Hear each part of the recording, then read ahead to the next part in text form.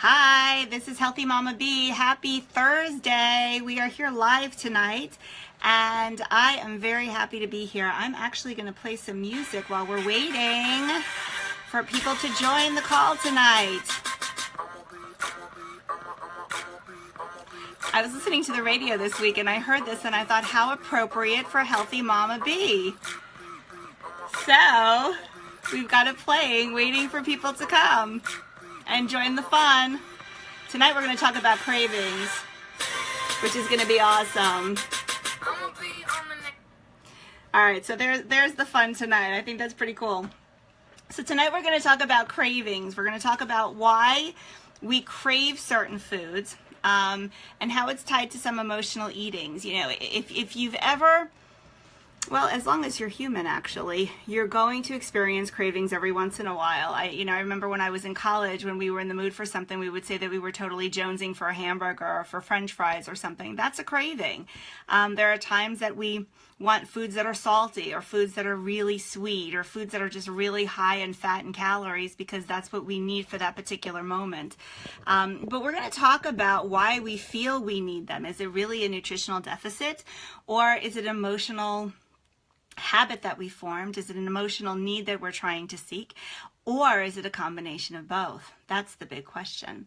So let's go ahead and get started by talking really about what cravings are, and then eventually before the end of today's time, we're going to talk about how you can help decrease the probability of you giving into your cravings. Okay, remember, everything is mind over matter.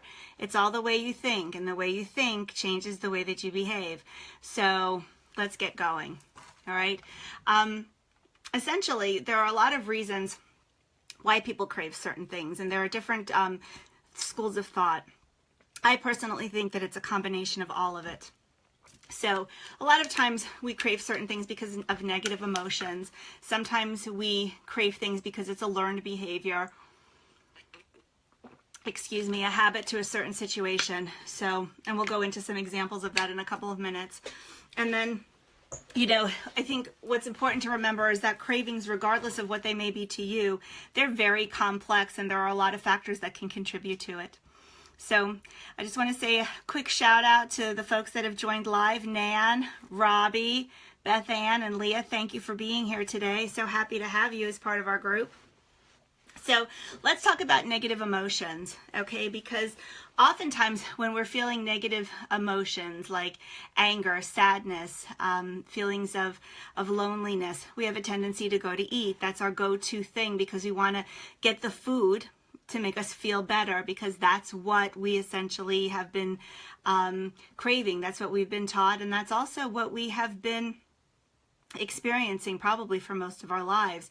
And that really ties into the whole concept of learned behavior, because we're conditioned. If anybody's ever gone to Psych 101, we talk about classical conditioning, where we condition ourselves essentially to feel a certain way and go straight for a certain food or pacifier for ourselves. So for some people it could be smoking, for some people it could be exercise, for others it could be eating, other people it could be alcohol or drugs. When we're feeling a certain way, a certain uncomfortable feeling, whether it's stress, anxiety, depression, all of these negative feelings, we want to feel better. And so what do? We reach for something that we think is going to help us feel better. And as you know, when you eat something that you want, there's a temporary high that's associated with it. You eat it, you feel really good for the moment, and then usually what happens is you feel guilty afterwards, depending on the amount that you eat, etc., etc. Sometimes you eat it and you don't feel guilty. It just depends on the circumstances. I remember when I was very heavy, there were times when I was under a tremendous amount of stress and nothing would pacify me. I would come home from work and I would really just go through the refrigerator, go through the cabinets looking for anything that I thought would make me feel better. And ultimately at the end of what I call, what was a binge, I would sit there and I would think about all the calories that I consumed, and I felt terribly guilty that I actually allowed myself to get to that place. So cravings can come from a lot of different reasons, but there's a from a lot of different places. There is a dietitian, a nutritionist by the name of Colleen Huber, who came up with a concept that really says that when you crave certain foods, it's actually looking for nutrients. So she really looked at the chemical makeup of these foods, and when you're craving them, she believes that you could be craving them because you're craving certain nutrients. And I'm sure that there's an element of that that's also true. So like, for example, how many of you crave chocolate? If you crave chocolate, raise your hand. I know that's one thing that you can't raise your hand, but go ahead and click on the button. I always, when I crave, it's either something sweet or something chocolatey sweet. It's really ever rarely anything salty. But ultimately, if you're craving chocolate, according to Colleen Huber, your body may really need magnesium. And you can find magnesium in raw nuts and seeds, beans, fruits. And so it's wonderful to try and substitute it. So next time you have a chocolate craving, instead of going straight for the chocolate bar, for the Snickers, for the chocolate ice cream, you know, think that maybe your body needs some magnesium, and why don't you reach for some almonds instead? You know, get a handful of almonds, eat them, see if that helps you, and if you're still craving it afterwards, then go ahead and have a small piece of chocolate if you think that that's going to make you feel better. For sweets, you know, it's my Achilles heel, truly. I have a terrible sweet tooth. And when I'm craving sweets, it's usually because I'm under stress. But if I want to think of it from a nutritional component, my body may be needing carbon, phosphorus, sulfur, or tryptophan. Tryptophan you can find, you know, anybody who's had turkey knows the tryptophan comes in after you eat the turkey. You can find that in cheese, liver, lamb, raisins, sweet potatoes, spinach. Sulfur can be found in cranberries, horseradish, you know, kale, cabbage. Phosphorus, chicken, beef, liver, poultry, and carbon obviously in fresh fruits. So, you know, next time, again, if you want, and I put something up on Healthy Mama Bee on Facebook recently about these different cravings and the different foods that you can substitute, and I'll post it again tonight. My recommendation is that you save that to your phone on your screen, or you can print it out or keep it close by. Next time you have a craving for something that you really feel after we talk about the tips to kind of help get through those, if you feel that you've not really been able to get past it, go ahead and try an alternative. And if after the alternative, about 15-20 minutes after your alternative, you're still craving it, I have a funny feeling you're not going to. But if you are still craving it, then go ahead and have a small portion of it. So instead of eating, let's say for sweets, you know, an entire box of, let's say, jelly beans, go ahead and just have a small handful, 5 or 6 of them, and see if that helps reduce your craving overall. Sometimes when we crave oily snacks and fatty foods like French fries, which is something that I hear very often and have sometimes experienced on my own, we're actually craving calcium. And so mustard and turnip greens are wonderful substitutes for that, as well as broccoli, kale, beans, cheese, and sesame. So if you see, there's a lot of foods that overlap in these categories.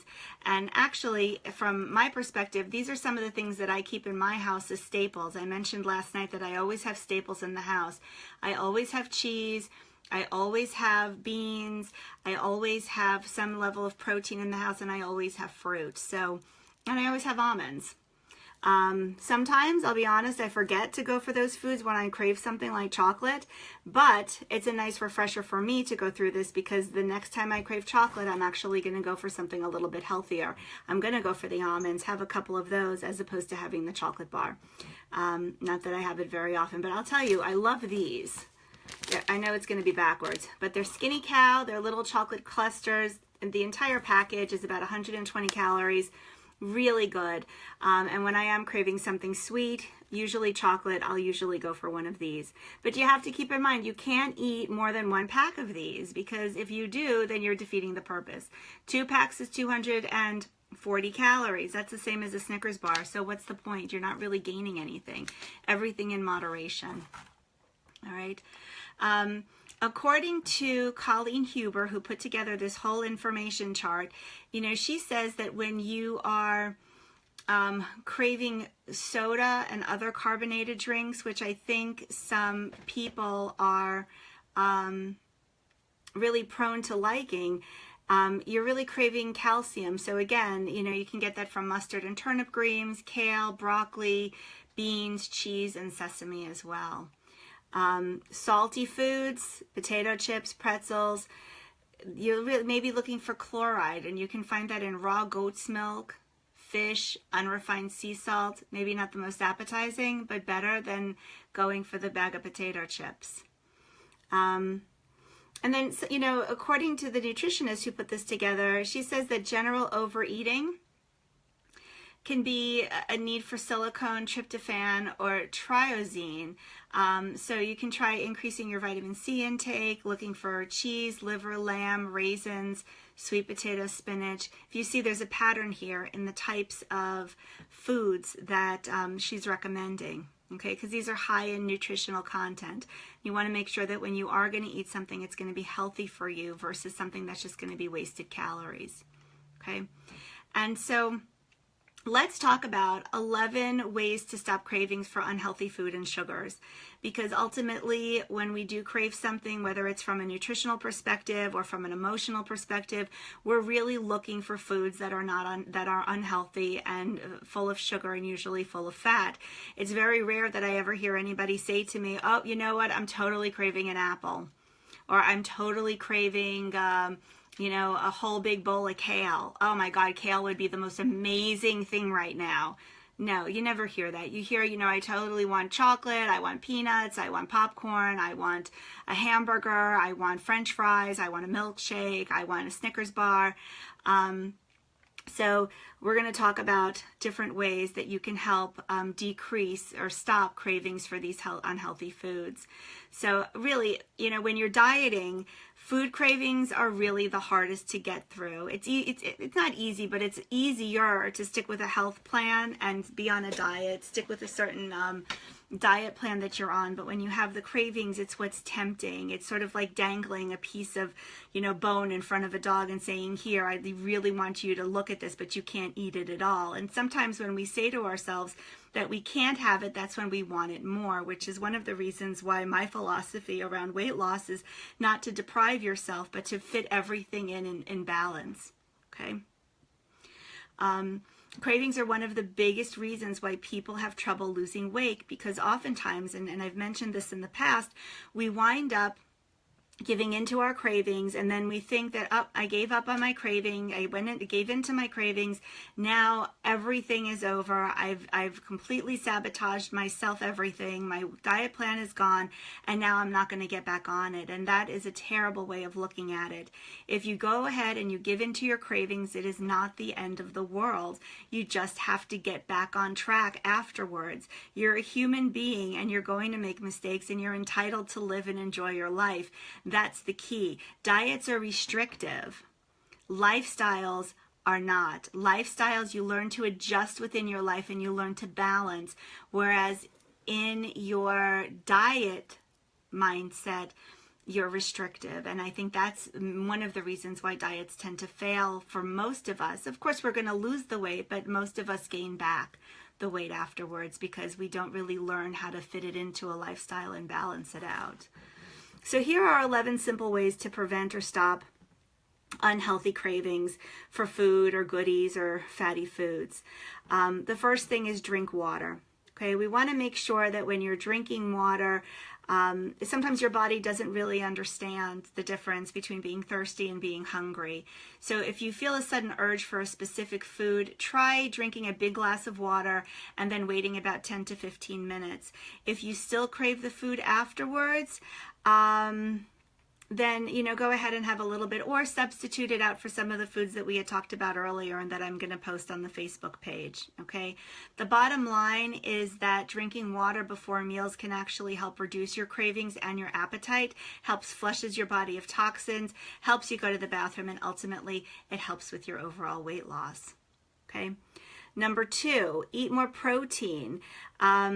When you eat more protein, it helps reduce your appetite and it keeps you from overeating. So I find that when I eat more proteins and less carbs, proteins and vegetables, I'm not as hungry. If I have a big lunch filled with protein, I'm less apt to eat a very large dinner because I'm full. you know, protein helps keep you full and satisfied longer.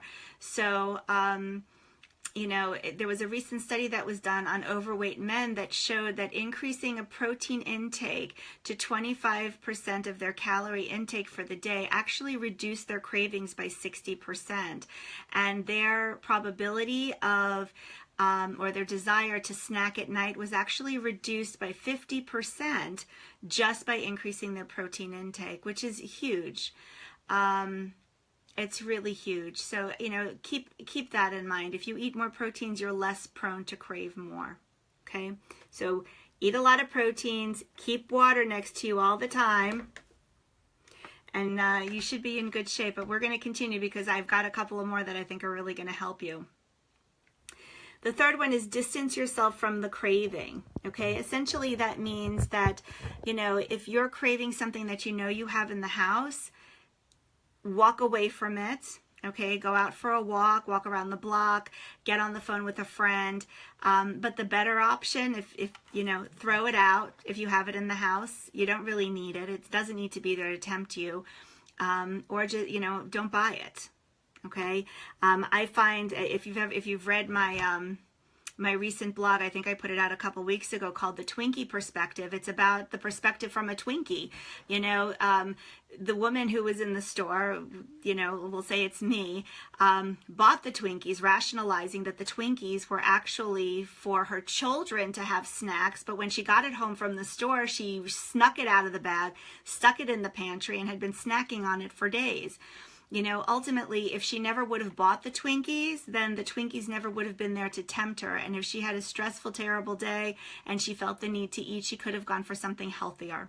Okay, so try to distance yourself from the cravings, because ultimately, if it's not around or you pull yourself away from it, you're less apt to indulge in it. The next one is plan your meals. All right, you know, this is something that I know that I can definitely improve upon. Try to plan your meals at least a day ahead. If you can, plan them a week ahead.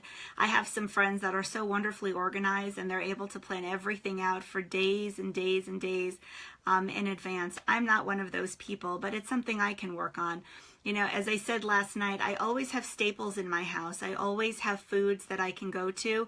There's always protein, always vegetables, and I can always whip something up. So I don't necessarily plan meals, but I make sure that I have healthy options. And I very, very rarely ever have anything that is tempting for me in the house. I do have a few things here and there for my daughter, but other than that, I just don't keep it in the house. Okay?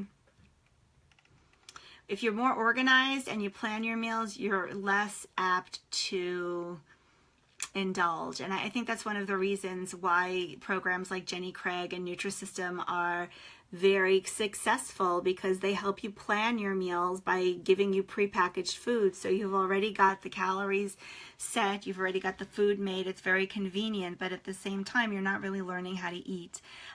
If that helps you, you can do your own type of program where you can buy prepaid foods from the grocery store. Lean Cuisine, there's a lot of frozen options between a lot of different companies out there. And you can pre-plan your meals that way if you're not a cook and you think that it's easier. Just be careful of the sodium intake and some of the other ingredients in there. Make sure that it fits into your own health plan. Okay. The next one is hunger. You know, avoid getting extremely hungry. A couple of days ago on Healthy Mama Bee's Facebook page, I put out a hunger scale. If you allow yourself to get really hungry, then you're going to go for anything that's around. And I've mentioned before, when you're out and about in your life, running errands, at your workspace, spending time with your family, eating, you know, watching television, and you get extremely hungry, it's very easy to go for whatever's around. That's one of the reasons why they tell you never, people always say, the professionals always say, don't go to the grocery store on an empty stomach, because you're more apt to put more things in your cart than you actually need, want, or that's good for you. So don't allow yourself to get hungry. Myself, I eat about 5-6 times a day, small meals throughout the day. If I wind up having a large lunch, I'll skip my snack in the afternoon and usually have a very small dinner. So try to avoid getting hungry, and if you are starting to get get hungry, make sure to eat, but make a healthy choice instead of going for something that's not healthy for you. Okay. Number 6 is stress. Fight your stress. You know, we've talked a lot about emotional eating and about stress and how it influences our behaviors and moves us towards indulging in foods that we know are not normally good for us. So, you know, and this happens more to women than men in terms of stress. We have a tendency to react to stress in a way that is not always the healthiest. Not to say that men don't do it, but there's a higher probability of this in women than it is in men. We do go straight for the food. So, you know, women who are under stress have been shown to eat significantly more calories and experience more cravings than women who are less stressed. So, you know, we've talked about cortisol, we've talked about the different, you know, things that happen in your body over time when you are feeling stressed and how your body just tends to want the food from a physiological perspective. If you keep your stress under wraps, you keep it in check, you're less apt to eat because of it. Okay. 7, I'm not prescribing this, but this is a recommendation based on the research that I've done for tonight's talk. Take a spinach extract. You know, spinach extract is it's very popular nowadays. It helps with delaying fat digestion, which actually increases level of hormones that reduce appetite and hunger. So if you're somebody that likes to take supplements, you may want to consider a spinach extract, but make sure that you talk to your doctor before you do so that you know that it's good for you. Okay. Number 8, we've talked a lot about mindful eating. It's really important to practice mindfulness when you're eating because it helps you be aware. It helps you be aware of what you're putting in your body. It teaches you to distinguish between true hunger and actual cravings. And it allows you to respond in a way that makes sense for you. When you're mindful, you're paying attention. And here's an example. When you're sitting in front of the TV and you're eating your dinner or you're eating your chips, you're not mindful when you're sitting there and you're indulging and you're not paying attention, and before you know it, the entire bag of chips or the entire pizza or the entire dinner, whatever it was, is gone and you never even realize that you ate it. If that's happened to you, then click on one of your little, you know, thumbs up or heart so that I can see how many of you have actually experienced mindless eating in your lifetimes. So go ahead and do that now if you can. I'd like to see that. I have a feeling there's a lot of people out there that have actually experienced that. And Lisa, while we're waiting, yes, smart ones are good. Just be careful, watch the calorie content and the sodium content, and just make sure to fit it into your daily plan. Okay. 9. Get enough sleep. Very important to get sleep. Sleep deprivation actually disrupts fluctuations in your body, and it could actually lead to poor appetite regulation overall and very strong cravings. And there are a lot of studies that support this. I'm not going to bore you with it, but people who do not get enough sleep are 55 times more apt to become obese than people who do get enough sleep. So sleep is just as vital to weight loss as exercise and good eating and the right frame of mind. Okay. 10, eat proper meals. It's really important for you to eat meals that are filled with nutrients. You know, we talk a lot about fitting foods that you love into your plan, and you do, and that's wonderful. But it's also important for you to make sure that you eat healthy, well-balanced nutritional meals because they give your body the nutrients that it needs. You know, your nutrients are your energy. It's what fuels your body. It's what gives your body what it needs to function. Makes your hair look good, makes your skin look good, makes you feel good. When you eat healthy, you feel good. And when you eat healthier, you're less apt to have cravings because you're focused, you're on track, and you feel gooder. You feel better about yourself. Okay, I can't believe I just said that. Gooder. All right. So let's all feel gooder together. The last thing on my list today, for the 11 things to help you overcome cravings, is I mentioned it earlier. Don't go to the supermarket hungry. When we're hungry, we look at all the things that we would love to try, and here we are putting things into our cart that we really shouldn't be putting in there. So don't do it. You know, we can convince ourselves of anything. You know, we've talked about our minds, and we've talked about how influential we can be to ourselves, and we can convince ourselves to do just about anything. We can convince ourselves that eating a little bit of ice cream is okay, and most of the time it is, but a little bit of ice cream sometimes becomes a whole big tub of ice cream, and we can justify that because it's our mind and we think it's okay.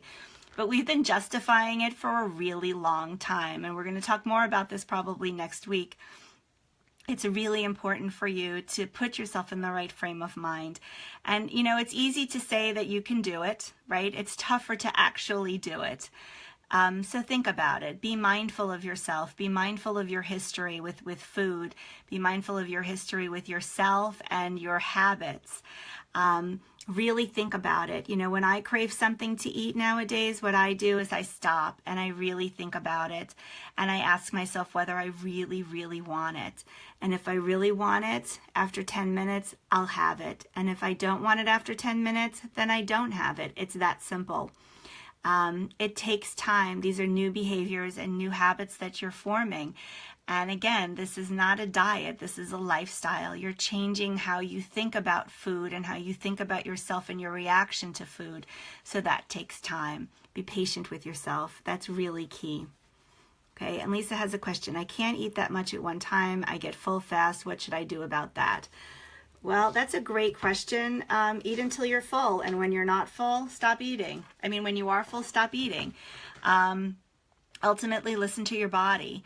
If you are full after eating a half of let's say a meal, then stop at the half of a meal. And if you're hungry later on, have the other half. You know, the key here is just to listen to your body and make sure that you understand your calorie intake and your calorie restrictions, because that's really what's most important. Okay? All right. So a couple of things. I don't know if you had a chance to read my latest blog that just came out this week called Ditched by a Boy.